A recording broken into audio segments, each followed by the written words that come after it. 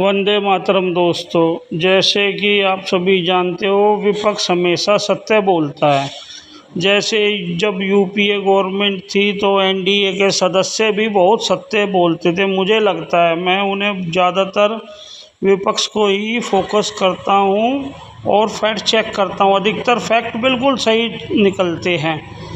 जैसे सुषमा स्वराज जी, अरुण जेटली जी और रविशंकर प्रसाद, अरुण नकवी साहब, शहनवाज हुसैन इत्यादि एनडीए के नेता बिल्कुल सत्य बोलते थे। अब वो सत्ता में आगे बचाव करते हैं। जैसे गौरव गोगोई जी का भाषण सुनिए। साफ साफ पता चल जाता है कि ये सरकार शिक्षा विभाग को लेकर गंभीर नहीं है, सुधार नहीं लाना चाहती।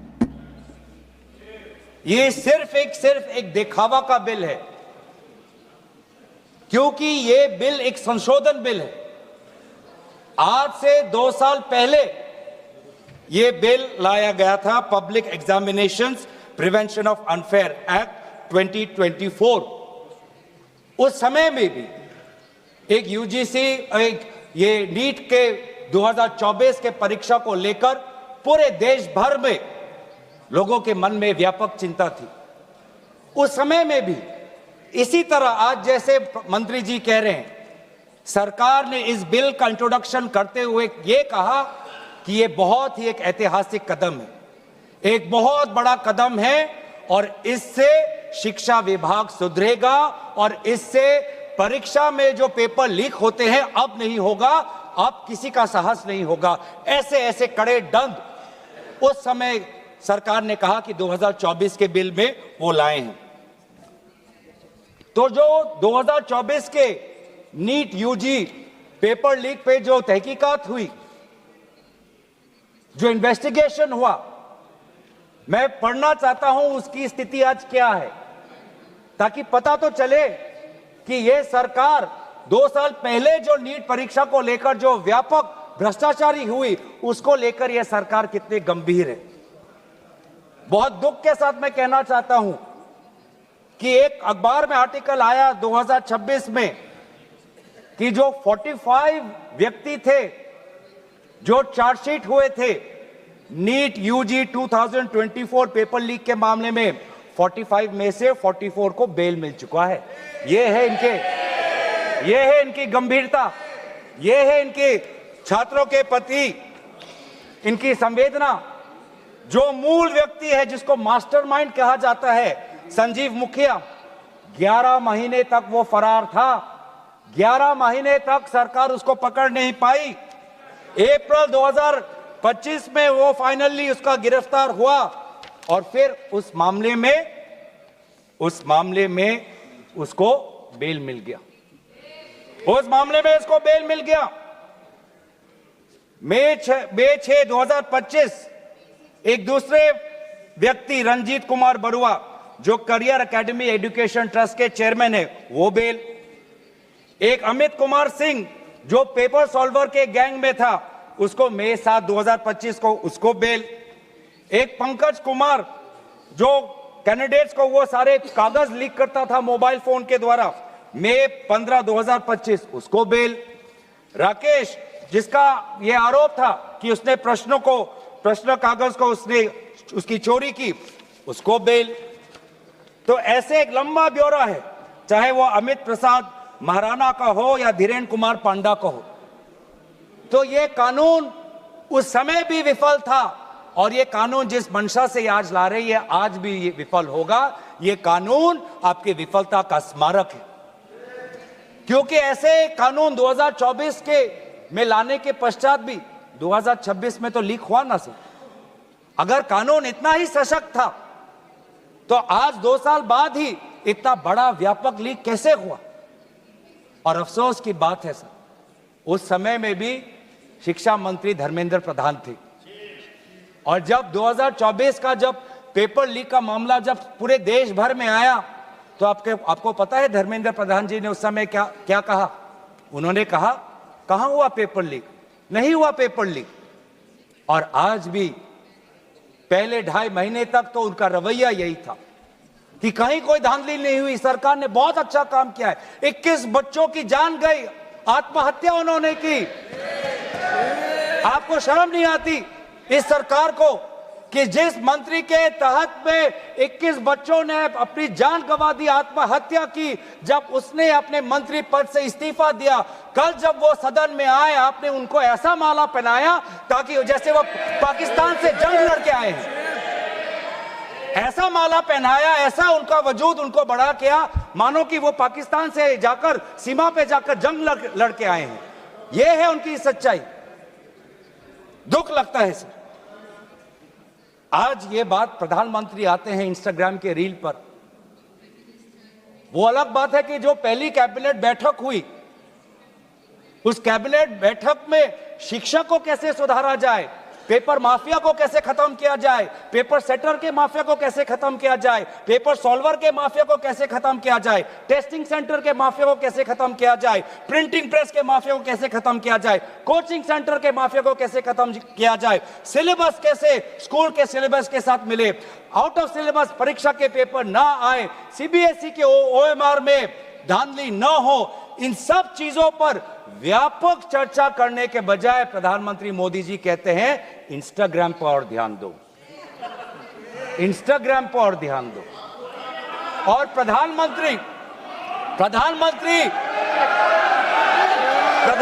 जब आते हैं हाई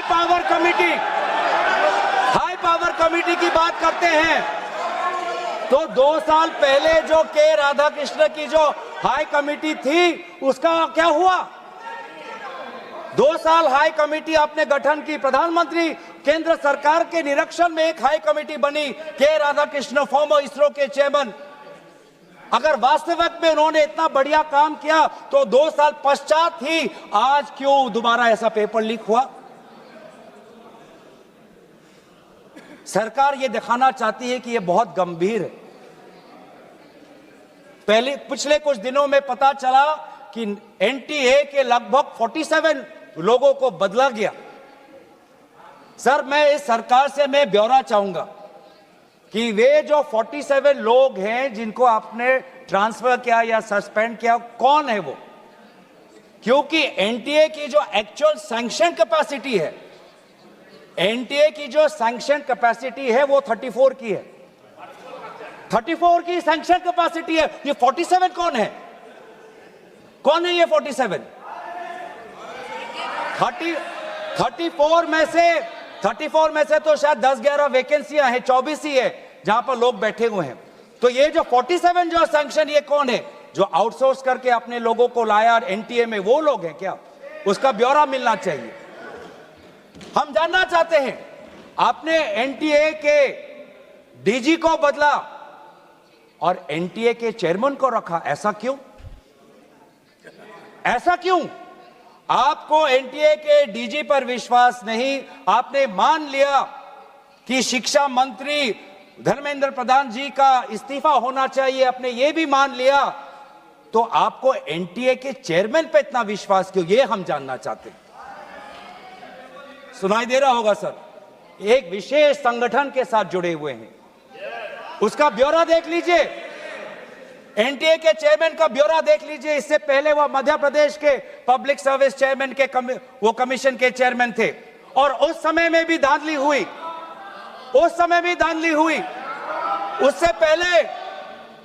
उससे पहले वो छत्तीसगढ़ में भी पब्लिक सर्विस कमीशन में चेयरमैन थे, उस समय में भी धांधली हुई। ऐसे इतने धांधली से जुड़े हुए व्यक्ति को आज भी इतने पेपर लीक होने के पश्चात भी आपकी सरकार बचा रही है, आपकी सरकार बचा रही है।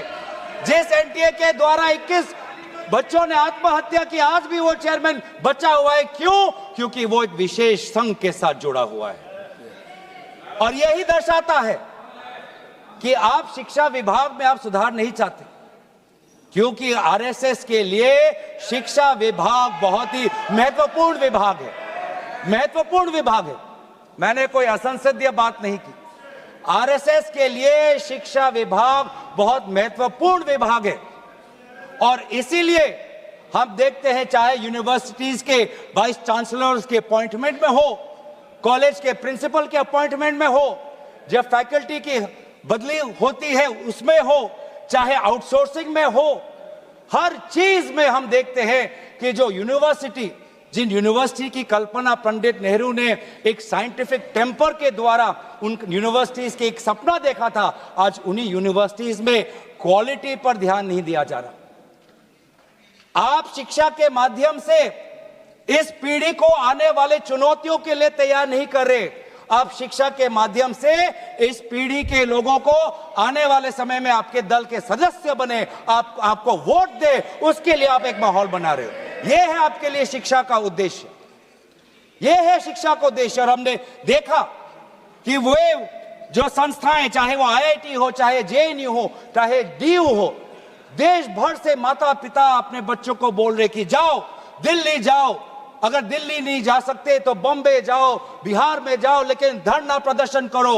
आज शिक्षा की बात है, आपको अपना भविष्य आपको बचाना है। मैं नहीं जा सकता पर मेरी आशीर्वाद तुम्हारे साथ है। एक मां ने एक आशीर्वाद के साथ अपनी बेटी को भेजा, एक बाप ने अपने बेटे के पीठ पे थपथपाकर उसको जंतर मंतर पे भेजा, और डीयू, आईआईटी, जेएनयू कहती है आप मत जाओ। छात्रों को कहती है अगर आप जाओगे तो आपके करियर पर प्रभाव बन सकता है। यह है शिक्षा की संस्थाएं। ऐसे हम आने वाले पीढ़ी, आने वाली चुनौतियों के लिए हम भारत का निर्माण करेंगे। अपने युवाओं को हम उनको ताकत देंगे। इसीलिए अगर एक बात इस पूरे घटनाक्रम से निकलती है वो ये है कि आज शिक्षा में ये इस बिल से, जिसमें आपने पेनल्टीज बढ़ा दिए, पनिशमेंट बढ़ा दिए, इससे हमारा शिक्षा विभाग नहीं सुधरेगा। राहुल गांधी जी बार बार कहा कि धर्मेंद्र प्रधान जी सिर्फ एक मुखौटा है आपके शिक्षा विभाग का। आपकी शिक्षा के प्रति जो उनका, आपकी जो नीति है, वो सिर्फ एक उसका एक चिन्ह है, एक सिंबल है। आपको वीडियो अच्छा लगा हो तो लाइक शेयर करें और फैक्ट को चेक ज़रूर करें। विश्वास नहीं करना चाहिए जब तक आप फैक्ट चेक नहीं करोगे, सत्य को नहीं पहचानोगे तो एक तरफा रहोगे। बिल्कुल न्यूट्रल रहना चाहिए, सही को सही और गलत को गलत कहना चाहिए। चाहे अपनी पार्टी का नेता हो, चाहे विरोधी पार्टी का नेता हो, फैक्ट चेक करने बहुत ज़रूरी है। गूगल, यूट्यूब के माध्यम से अच्छे प्रवक्ता जो होते हैं, जो ऐसे फैक्ट चेक करते हैं, उनकी वीडियो देखते रहिए। और सांसद लोकसभा टीवी से ज़रूर जुड़िए। चैनल को उनके सब्सक्राइब करिए। देश का चैनल है, जनहित में जारी। जय हिंद।